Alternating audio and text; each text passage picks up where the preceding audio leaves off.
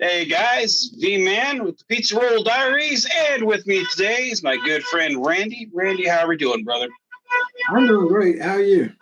Ah, I'm here, man. That's about all I can say. I'm tired, but I'm here. I'm here.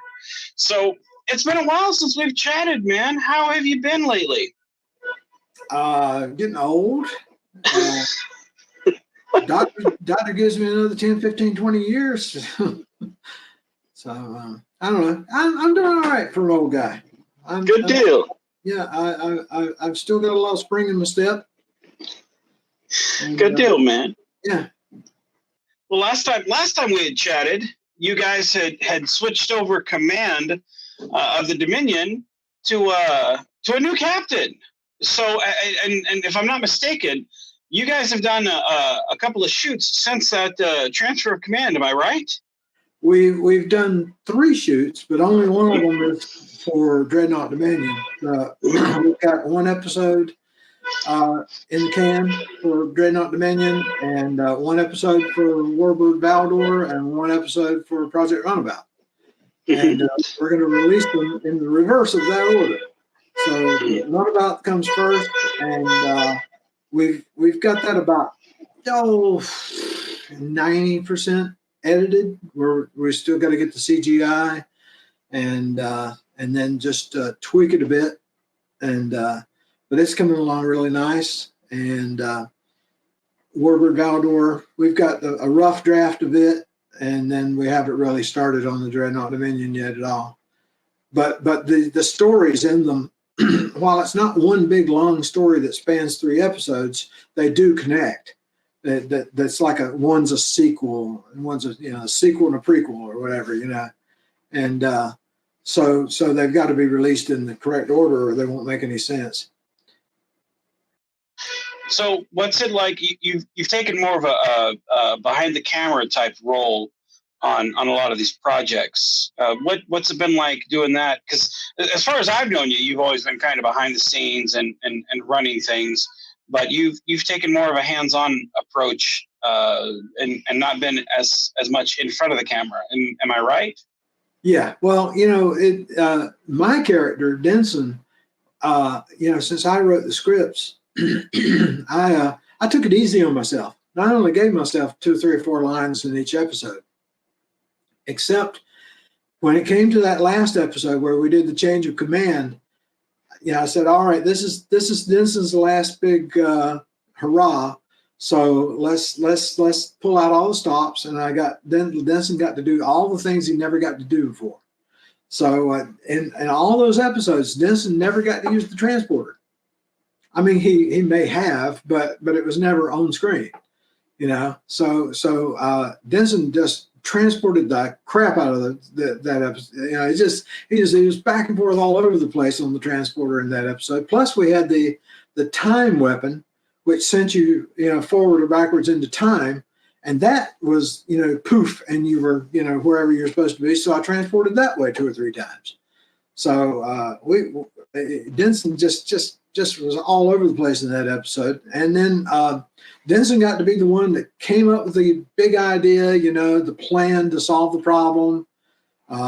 He just had tons of lines, and now I know why I didn't give myself so many lines before. It's a lot of work, and a lot of pressure to get it right, Yeah, it's on one side, it's nice to see you on screen to be like, man, that's cool. I got to do this, I got to do this, I got to do this, and it's kind of on one side a dream come true, because you're like, man, that's really cool to see you get to do all these things. But then the flip side of the coin, you're like, oh man, it's a lot of work. I don't know if I want to do all that. It's a lot of pressure. But it was nice to be able to see you in more of the action. And the thing that was really cool about that was, in my mind, and this stems back from when I kind of first met you and Gary, is I always kind of pictured you as kind of the tag team of the fan film world. You guys hold the tag team belts, and you guys kind of go out that way,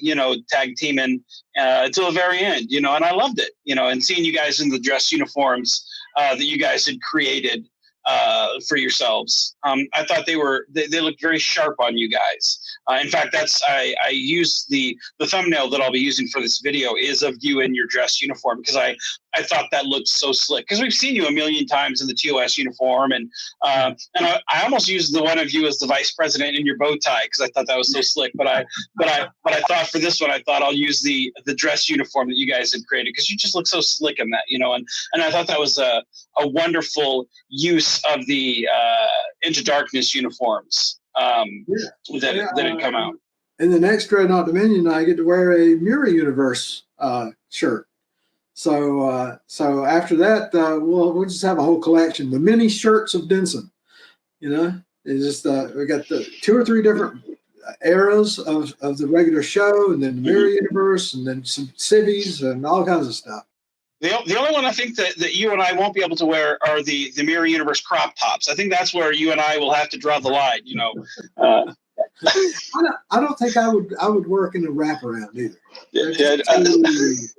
See, I have the red wraparound that I had made for me that I thought would look pretty cool in the Phantom. Because I thought, well, that's because I saw someone cosplaying in a red wraparound, and I thought that looks pretty cool. I'll have one made for me, and I did. And I can tell you, no, they don't look very. It's unless you have the body shape for it, they don't look good. To me, I look like I'm one of the Fruit of the Loom people. It's very shapely. So no, I don't recommend them. You become unwrapped at any moment. Yeah. It's like a spring sound. It's very annoying, because you've been the wrong way, and it's just unwrap, and then you're just like it's not very cool. It's not. So you guys, besides Dreadnought Dominion, you still had your hands, like you said, Warbird Valdor, and then the other series, the one with your Runabout series. You guys are still in the process of working on those shows. What can you tell us about, without spoiling too much, what can you tell us about those 2 shows that isn't already out there, spoiled away? What are you guys exactly, what tidbits can you tell us? Okay. Well, the Runabout episode starts off right where the last one ended, or maybe a couple of weeks later. And in the last episode, when it ended, they had the Kataka device that allowed you to go through dimensions in time and space, almost like the TARDIS, except it's just a little bitty device. And anyway, so they had that, and they had it in their hold, and they were going to take it to the Department of Temporal Investigations. And so this one picks up with them delivering it to the Department of the DTI.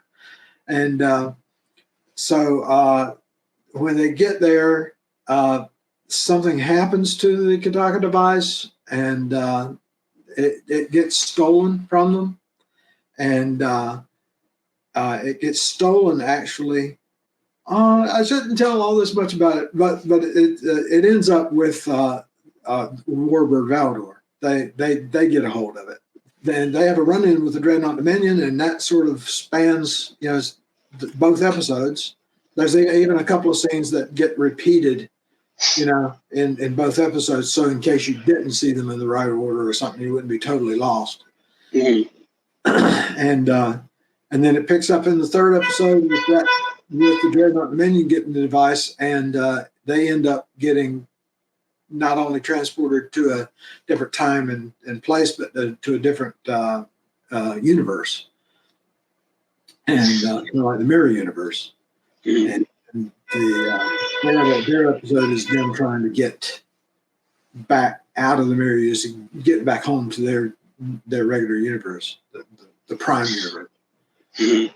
So in a nutshell, that's the basis of the 3 episodes. So getting to write for essentially 3 different shows, what's that like for, because most people, they can barely handle focusing on one show with multiple characters, and but it's very difficult to focus on 3 different storylines through shows and whatnot. What can you tell us about your experience handling three different types of shows and focal points, basically, because that's essentially what you're doing is you're looking at something through different spotlights and whatnot. As a matter of fact, I wrote one scene almost twice where from the Romulan point of view, the Federation is just a bunch of goody two shoes, putting their nose in everybody's business and meddling where they don't belong, and they're jerks and they're racists, against the Romulans, and they say mean, nasty things, and then we did the same scene, but I had the Federation say, the sort of professional sort of things that they would say, and nobody wanted to play it that way. I thought it was cool. I thought it was clever and cool, and I really was excited about it. And it was like, well, we don't want to say those things. Okay, let's just do it the nice way on both versions, whatever. Well, and that's it. It's sometimes I've kind of felt that sometimes when you write a scene, you kind of have to coax the actors into, hey, look at the vision that I have and see the bigger picture of the story, because this is what we're trying to tell. So sometimes you have to do something you normally wouldn't, or something you're not necessarily 100% comfortable with, because in the grand scheme of the picture, it helps the audience jump on board for what we're trying to do. And once you do that, then they see where you're going to, because nobody wants to be the bad guy in a story, or nobody wants to do the uncomfortable thing. But I mean, sometimes that's how you tell good drama in stories. You know what I mean? I mean, that's how you tell good drama. I mean, it's these Federation people, they're just used to being the good guys, and yep. they just don't want to do that. Yeah. Be jerks. Yeah. Yeah. Yeah.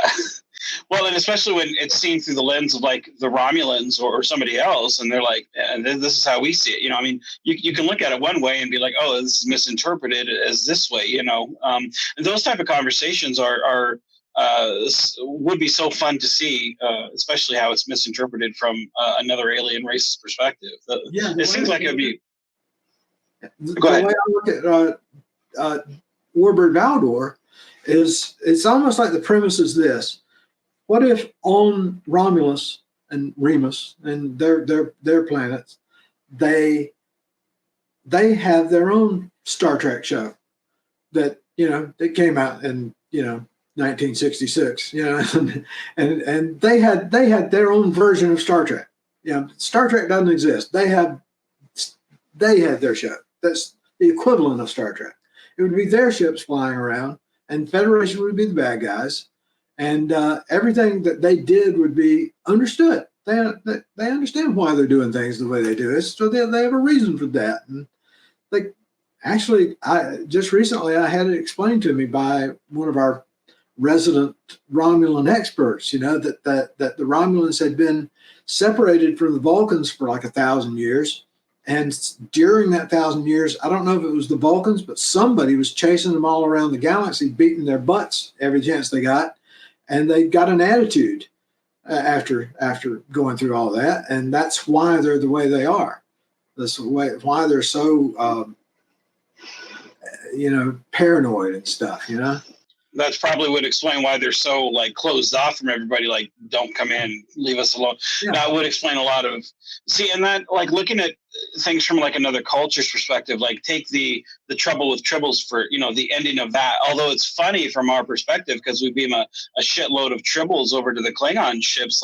Just look at it from their perspective where they're leaving the area and all of a sudden we beam what they would see an ecological menace over to their ships, and then. They're multiplying tribbles, and they're like, how do we get rid of this, this menace? And that would just piss them off even more. We look at it from a, but oh man, that's a war starter right there. It's it's funny, but at the same point, it's but the other side of the coin, that's an interesting story to be those sons of bitches, Federation, screw them. It's an interesting story to tell if one were so inclined. But yeah. That's what I find kind of interesting about what you guys propose with looking at things from their perspectives. It's interesting. I like it. So one thing that's always interested me ever since you guys had proposed making it, how fun is it to get to write for the Runabout? Because I every time I see those pictures, I'm giddy like a schoolgirl. I'm like, because it's so cool. Because nobody has one. I mean, we see the shuttlecrafts at Neutral Zone or the shuttlecraft at Warp 66. But nobody has just a full blown shuttlecraft like that. It's a rarity to have something like that. How cool is it to get to write for a shuttlecraft? Well, one thing I thought was fun was that you don't see shuttles that much, and when you do see shuttles, they're the smaller little boxy shuttles. Gary says that they have these shuttles in some of the movies and whatnot, but I don't remember ever seeing them. And the thing is, this is not like just you take it off the ship, you go to another planet, you come back and you put it in the shuttle bay. This is a full-time ship that's in operation full-time with a full-time crew, but it's very, very small. So we have a crew. The total crew of the shuttlecraft is 4. And so one of the interesting things and fun things was that I had to come up with, what are you going to do with a crew of 4? So what I did was I combined them. Everybody pulls double duty. So the captain is also the pilot, and the second in command is the navigator, and the doctor is also the science officer, and the weapons officer is also the engineer. So I figured, weapons, that's, tough guy and a tough job lifting heavy things and, welding.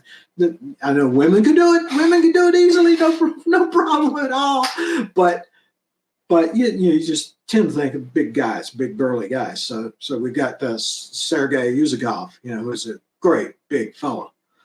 He's doing that, and then we had the wonderful Cole Lanson as doctor / science officer, and Beth as the captain / pilot, and another guy whose name escapes me right at this second. So anyway,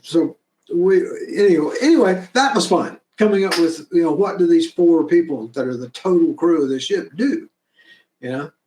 So with how many shows do you expect this to go? Like with Dreadnought Dominion, you guys have been doing this for 10 years, I'd say. Yeah. Yeah. Do you think how far do you expect Warbird Valdor to go on, or the shuttlecraft one to go? Do you think it'll be just the same, or is it something that you guys think it'll be just like a couple episodes and kind of couple and done? Like, is there a certain amount that you guys see going and then being like, okay, we're kind of done, or is it something you kind of want to push it just like Dreadnought Dominion, or is there a certain amount of episodes you guys expect Dreadnought Dominion to go, or is there a certain amount, like is the sky the limit? Well, right now, the Project Roundabout set is in Gary's basement. So theoretically, if he hired or found people to be his actors that were local to him up in Ohio, since he owns the studio, he could do it once a month or something if he wanted to. That's entirely him. Right now, though, our 2 guys that are in the crew and the cast are from the Charlotte area. So it's such a long drive up there. It's like a 10-hour drive. So we're only doing it once a year. And but we could do it more often. He just needs more local people. More local people. All of them, really. Even I probably wouldn't go up there more than once or twice a year. Well, I know Warp 66, that's local to me, is I think 5.5 hours. And even I get there like maybe once every 2 years or so. Like it's when you start doing those long drives, it becomes like, all right, guys, this is the family trip. This, I mean, it gets to be long. That was one of the benefits of working with the people here at my work, like shooting on the weekends or something, like doing, hey, we're going to do a shoot, as an away mission, or we're going to do a landing party here, or hey, we're going to shoot green screen this week. It's like if you don't have local talent or people that you can pull from, your friends, like that's why it's nice to have your friends locally that you can shoot with. Otherwise, then it becomes that hey, we do have to travel long distance, and then if someone doesn't show up, you're like, oh shit, what do we do now? It becomes kind of an ordeal there. Well, Runabout, this is only the second episode that we're editing right now. So the first episode was, let's just see how this works, and we learned some stuff. Like Gary had some like purple windows in the front of the ship, and we didn't realize that there was going to put purple light on their faces as they sit there in the captain's seat. They just got this purple light on their faces, and I spent hours trying to get that purple out of Beth's face, and it was just no doing it because it was just the light that was in the room. And now we know. Turn that light off. Use your white lights, please. Mm-hmm. So we learned, and also the first time, we're like, how's this going to go over? How's it going to work? And are people going to like it and all that? And it turned out people like it pretty good. Of course, it didn't hurt any that we filmed on the Yorktown. That was so awesome getting to do that, and it's pretty fun to watch, I think, and it seems to be because it's getting good views. Now the second episode. Let's see. The second episode. What do we do? We go into a planet on the second one and walk around, and it's in a state park with a lot of like canyon walls and stuff. And they walk on this one ledge that scared the daylights out of me. That is about 3 feet wide and sloping at like a 30-degree angle, and they're just walking along on it like it was nothing. Mm-hmm. Wow. And I'm watching them from down, in a safe place, Mm-hmm. and so we've got some really interesting and fun hiking scenes, as they leave their where they beamed in and they're trying to find something, and so we got that, and if this one goes well, I don't know. It depends. I mean, I know that we'll probably do. We have no plans to stop, but if we do go on, it'll be once a year, unless Gary wants to get some local people. That's one of the beautiful things about doing films is you get to see all these different places that they get to shoot. Like, sometimes you get to go into these woods and see these different trails that people get to walk in, or like you said, you get to see them on ledges that, are alien environments, there's just beautiful scenery, take Josh Irwin, he's done drones flybys, in desert type scenery, that looks like alien planets, and it's wonderful to get to write and direct and edit scenes that you get to place them on the planets, and stuff that most people would never get to see, where you're like, oh no, this is my backyard, or oh no, this is down the street where we had to get this pickup shot and get the, and it's fun, to see the movie magic. You having edited several films on several different, a wide variety of projects. You, more than most people, have had your hands in, those type of things. As an editor, what's been a challenge for you getting to edit some of these things, getting to make these films? Because without people like you, we wouldn't have the films we have. We would just have raw footage of people wandering around and dehydrating themselves in Star Trek outfits, falling over with their phasers in hand, but you are the people that make the magic. When you get these new people that has never done it before, and you say, send me some footage of you talking, like you're talking on a view screen, and they send you something that was shot in portrait mode, and you've got to put that on a screen that's landscape mode. It's like it's like they've never seen Star Trek, and they're like, this looks just perfect, and you're like, have you ever fucking seen Star Trek? Does this look like the view screen? Like, what are you thinking, dude? That makes my teeth itch too, dude. I get it. There's a whole group of people that just don't understand that you can turn your phone this way before you shoot. Believe it or not. But when they shoot this way, portrait, and then you've got to like stretch it out to fill that horizontal screen, but that compresses it this way, so you get like this much of their face because they only gave you so much width to work with. Yep. Yep. Gee whiz, that's a challenge.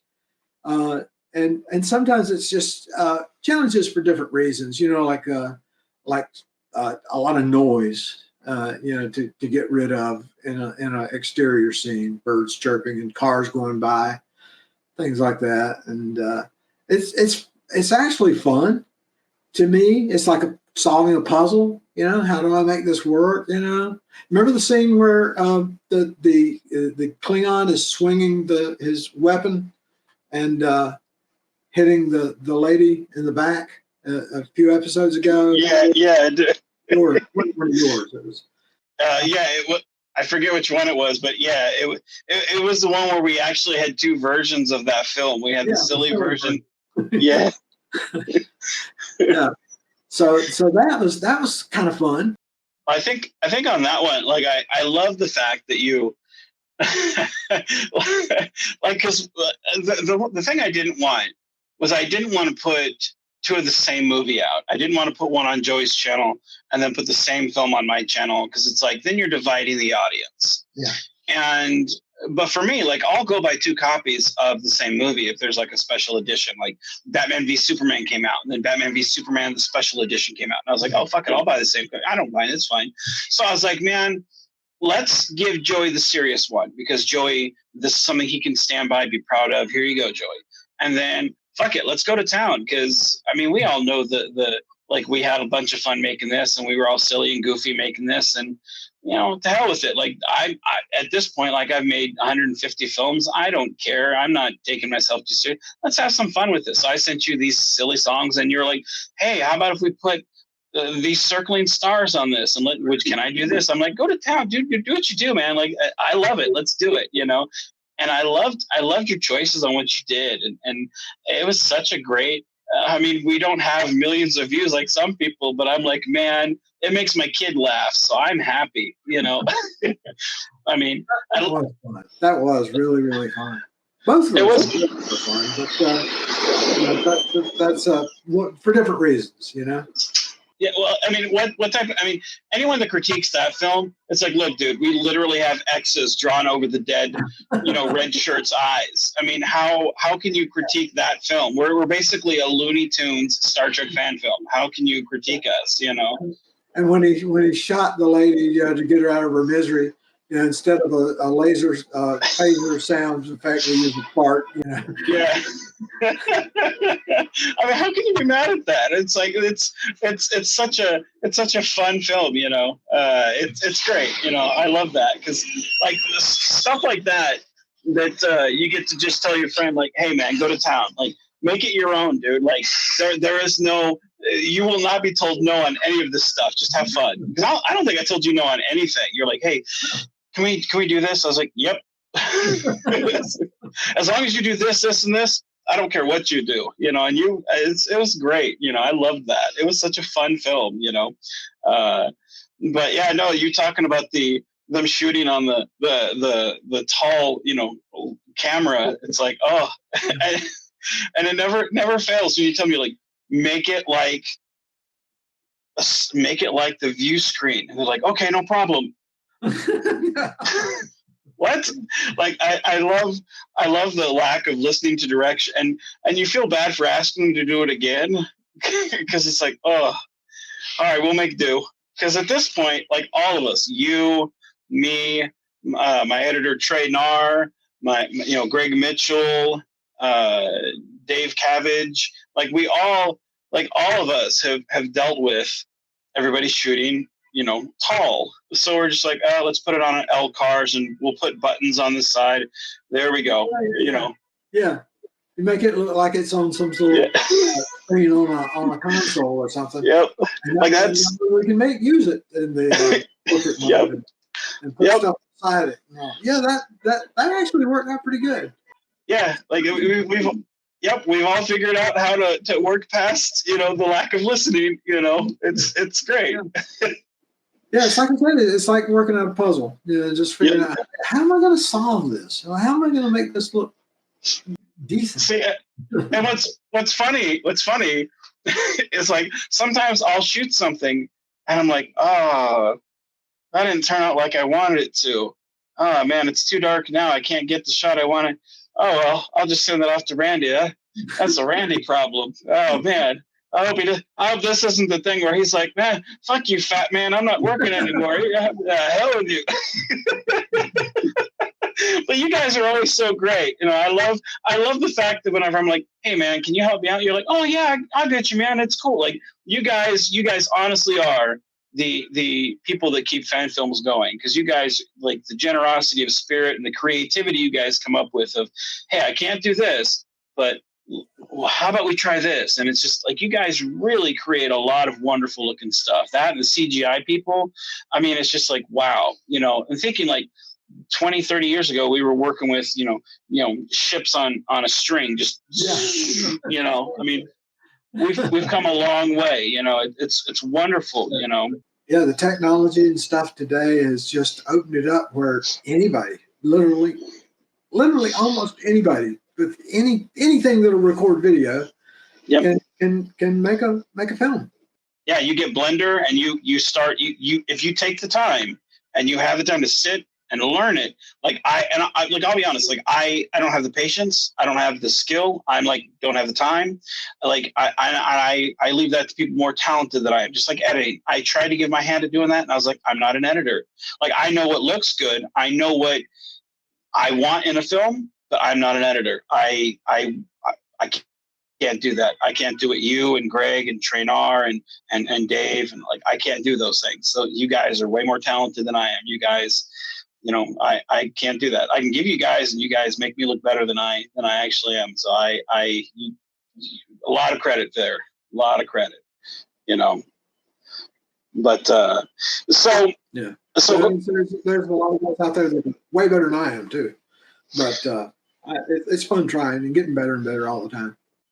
Well, and that's the point of doing the fan films. Is like you try your hand at something and you see what works and what doesn't. Because there was a time I never wanted to direct nothing, never wanted to write nothing, but it's like you try your hand and then you kind of fail upwards because you lack of options. You're like, oh, I don't have an editor. Let me try this, or I don't have let me write this, and then you gradually get better, hopefully, but you and Gary have made, hell, like I said, it's been 10 years that that you guys have taken over and have done really good stuff, what is your favorite episode of Dreadnought Dominion? If you could single it down to one to show off and be like, this is my pride and joy, this is what I love the most, this is it. This is Dreadnought Dominion in a nutshell. Which one is your favorite episode and why? I don't think I could pick one, but I'll tell you which one that I always like. If somebody has never heard of my show, and I say, yeah, I make a fan film, and they say, oh, come on, you're kidding. No, really. Here's a link. And I want to send them one episode to watch.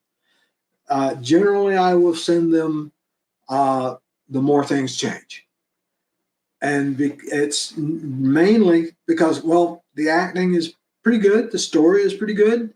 And the CGI is mwah. At the beginning of that episode, we could. That's the one where we come across the Russian, the Russian, what do you call them? Their spaceships. The Russian, right. The one with they're funny looking, and it has a couple of frozen Russians in it. And but at the beginning of that episode, when we first come across it, we set it up. What's that thing out there? And then it looks like it was made back in the 1960s on Earth. Well, how in the heck did it get all the way out here? and then we go to opening credits, and when we come back, there's the Dominion, and in the foreground, in front of the Dominion, is the Russian vessel, and he did such an awesome job on that. He found a great model of the Russian vessel, and just the lighting and everything. It's to me, it's like an epic shot. Also, in that episode, there's a scene where we bring that vessel, the Russian vessel, onto our dock, onto our shuttle bay, and there's a tractor beam located below the shuttle bay, right below the door. You know, like if this is the door to the shuttle bay, it's right here. So it's right in the center underneath. And that pulls the vessel to the shuttle bay. But I'm like, well, that's fine. But what about putting it in the shuttle bay? Because that tractor beam can't go back behind it needs something to grab onto. Yeah. Yeah, something is in the way there. It can't go backwards. It can only bring it up to the door. So I came up with the idea of having two smaller beams in the ceiling of the shuttle bay that could go out and take whatever object it was and bring it back into the shuttle bay and set it down. And that scene, that sequence is killer. I'm so proud of that sequence, partly because it looks awesome, partly because I came up with the idea. And there's a lot of neat stuff like that in that episode that I think people will be impressed by. You know, when you talk about you talk about the shot of the ship. It to me it's reminiscent of the Space Seed shot where you see Khan's ship, and to me it's one of those, like, you look at that shot and you know exactly what you're looking at. You're like, oh, that's very cool, because they use stock footage all the time, but you couldn't use that a lot because it's very specific, and yeah. It's the same thing with this. It's like you can't use this shot. I mean, you can use the Dreadnought Dominion flying past Warp or Impulse or orbiting a planet, like you can, but this one, it's like, no, you know exactly what episode this is in. You can pinpoint and go, oh, that's what that is, you know. But to me, it's you're right. It is kind of an iconic shot. It's kind of cool, you know. Yeah. So and you know, some of our best actors were in that. Tracy Frank and Dara Bruton, and we had the two honest to God Russians, for crying out loud, to play the Russians. I mean, they're American citizens. Don't get me wrong. They've been here. Sergei came to the United States when he was 2 years old, and his parents were, Russians, fully Russians. The other guy, Vlad, he was the guy who survived. Sergei was the one who died. The other guys that survived, I don't know his backstory, but I know that he's like from that same community as Serge. So can you do a Russian accent? Can I do a Russian accent? Of course I can do a Russian accent, And so we had Dara Bruton was playing a Russian, but she's not, but she did a good accent. But you ever think you did a good accent? Like, I think I've got a pretty decent British accent, and then I get around somebody that actually is British, and they just laugh at me, Yeah. So that's kind of the way it was with Dara. She has a fantastic Russian accent until she gets around somebody that's actually Russian, and they're like, no. no, you say like this, Kind of shows them the way it is, huh? Yeah. So between the Russians and our awesome actors and the CGI and everything, that's the one that I give to send somebody a link for, if I can only send them one link. If it's my favorite, I don't know. Another one that's one of my favorites is We Are Many. With the where the planet has this entity that covers the whole planet. It's one living thing that's it's like spores, and it dissolves you and takes you into it, and it retains your memories and your intellect and everything. And it's just been there for like millions of years, getting smarter and smarter and smarter, but it's stuck on that planet until we kind of give it away off. And but before it can get off the planet, it's it's on a moon that its orbit is deteriorating into the planet. So that's a neat episode. I think I'm really proud of that. I think you guys, have had a lot of films have tried to duplicate the feel of TOS, and you and Gary have successfully duplicated that feel, that vibe, while maintaining your own classic characters and originality. Because again, like you guys have had Romulans, you guys have touched base on some core elements of Star Trek, but you guys have had, hey, what story do we want to tell? What's just a real weird kooky thing, and let's go do it. Let's go tell it. And no matter how kind of like, well, this might be a little far fetched, but you know what? How can we make this happen? In a way that in the 1960s it might sound far fetched from today's standards, but they were like, you know what? Let's go there. Let's do this. And it's good because a lot of people today take themselves way too seriously. They're too dark or they're too, angst ridden. But you guys are like, no, let's have fun with this. Let's tell a real cool story that, has some oomph behind it. And that's true to the spirit of what Star Trek was about, because it was just about adventure and what's out there. And it's just kind of like looking at space going the wide-eyed, wow, what is this stuff about? What is this? And it is true to the spirit of Star Trek. And it's enjoyable, where a lot of people try and fail. You guys, you guys don't even have to try. It just happens naturally, and I think your love of Star Trek shines through. Yeah. And, I don't mean to sound like I'm bad-mouthing anybody who does it, because there's absolutely room for whatever you want to do, whether you want to, whether your budget range is or whatever your story kind of, like Jose, or who has crossovers between Star Trek and The Wizard of Oz and The Planet of the Apes. And he's got all this crazy stuff going in his stories, and magical beings, wizards and and if that's what you want to do, there's room for it. Because so what? Just do whatever you want to do, and that sort of thing. It's not our gig, but it's go for it if that's what you want to do. And your style is completely different, but there's plenty of room for whatever style you want to do. Now, some people just love to do sequels and prequels and stuff like that to original Star Trek episodes, and they love having those characters from the original episodes, like was it Johnny Seven or something like that, and all these characters. They want to do something else with that character and bring them back for whatever happened to that character later. Let's come bring them back, and that's fine. You want to do that, fine, but it just isn't our thing. Yeah. Like we got a Q continuum, a member of the Q continuum, who was a member of the crew, but he wasn't Q. He wasn't the Q. He was a Q. And we've got Romulans, but none of the Romulans whose names you would notice or remember from the show. And we've had a couple of Klingons, and we've had that's about it. The rest of our stuff, like the Vancians, thank you, by the way, are original.